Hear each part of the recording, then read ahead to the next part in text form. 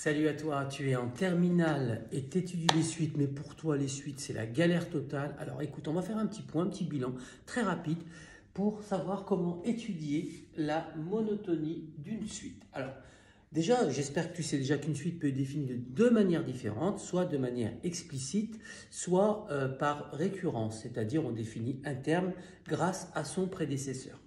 Alors, étudier la monotonie d'une suite, il y a 4 grandes méthodes. On va regarder rapidement ensemble les méthodes et puis dans une deuxième vidéo, puis une troisième, puis une quatrième, on verra chaque méthode avec des exemples précis. N'hésite pas à poser des questions si jamais tu en as besoin. Alors la première méthode, c'est en étudiant le signe de la différence de UN plus 1 moins UN. Donc ça, c'est généralement donné pour des fonctions des suites définies par une expression explicite. Donc on étudie le signe de UN plus 1 moins UN, puis s'il est positif, la suite est croissante, s'il est négatif, la suite est décroissante. Voilà. Et puis si on ne peut pas le définir, eh ben, la suite elle est ni croissante ni décroissante, elle est indéfinie dans ce cas-là.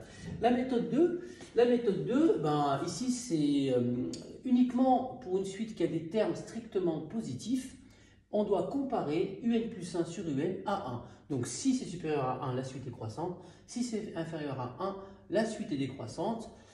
Si ça bascule de l'un à l'autre, c'est plus grand que 1 et plus petit que 1 de manière alternative, eh ben, on ne peut pas définir la monotonie de la suite. La méthode 3, on bascule sur les fonctions. On étudie la suite grâce à sa fonction, à la fonction UN en fonction de n. Donc là, on doit avoir la formule explicite de la suite, donc UN en fonction de n. On verra dans les exemples après. Ensuite, la méthode 4. La méthode 4, c'est une méthode qui est très bien, très utilisée.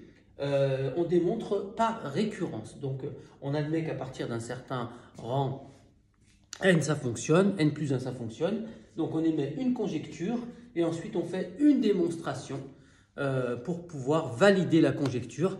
Voilà, donc je te dis à tout de suite pour la prochaine vidéo. On va attaquer la méthode numéro 1 avec des exemples. N'hésite pas à poser des questions.